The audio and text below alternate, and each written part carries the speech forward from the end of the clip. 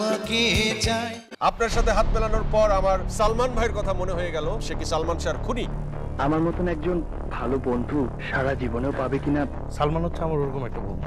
সালমান শাহকে খুন করা হয়েছে, সেই খুনের সাথে আপনি জড়িত।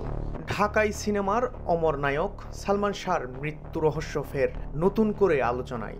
হত্যাকাণ্ড হিসাবে মামলাটি পুনরায় তদন্ত শুরু হওয়ায় উঠে এসেছে একের পর এক পুরনো তথ্য ও সাক্ষ্য। আলোচনায় এসেছে মামলার অন্যতম আসামি খল অভিনেতা আশরাফুল হক ডন। সালমান শাহকে খুন করা হয়েছে এবং সেই খুনের সাথে আপনি জড়িত। সম্প্রতি সালমান শাহ হত্যা মামলার আসামিদের দেশ ত্যাগে নিষেধাজ্ঞা জারি করেছেন সংশ্লিষ্ট আদালত। এরই মধ্যে আবারও ভাইরাল হয়েছে 4 বছর আগে শাহরিয়াজ নাজিম জয়ের জনপ্রিয় অনুষ্ঠান সেন্স অফ হিউমারে ডনের দেওয়া এক সাক্ষাৎকারের অংশ। আপনার সাথে হাত মেলানোর পর আমার সালমান ভাইয়ের কথা মনে হয়ে গেল, সে কি সালমান শাহর খুনি? যে সাক্ষাৎকারে জয় ডনকে সরাসরি প্রশ্ন করেন সালমান ভাইয়ের আত্মহত্যার কারণ কে হতে পারে, ওনার মা না ওনার স্ত্রী। জবাবে ডন বলেন ওইটা একেবারেই পারিবারিক ব্যাপার। সালমান মানসিকভাবে খুব আপসেট ছিল। আমি তখন বারবার চিন্তা করলাম বাসে মারা গেছে, তাহলে কোনো একটা প্রবলেম হয়েছে। তবে সাক্ষাৎকারে তিনি নিজের অবস্থান নিয়ে স্পষ্ট ব্যাখ্যা দেন। বলেন সেদিন ছিল শুক্রবার, আমি তখন বগুড়ায়। সকালে এলাকার ছোট ভাইদের সঙ্গে নৌকায় খিচুড়ি রান্না করছিলাম। ঘাটে নৌকা ভিড়াতেই দেখি লোকজন চিৎকার করে বলছে, ডন ভাই আপনি এখানে, সালমান শাহ মারা গেছেন।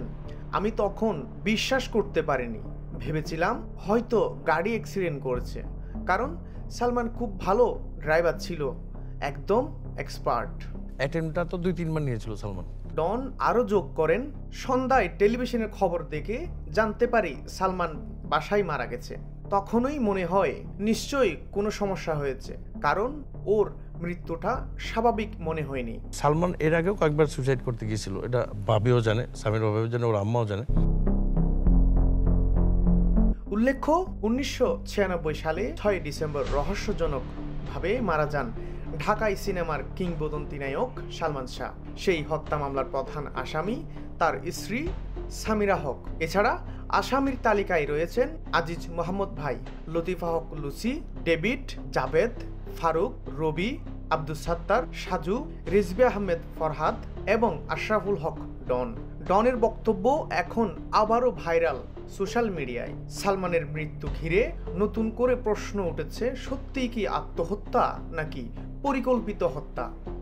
স্বপ্ন আমার মনেই থাক।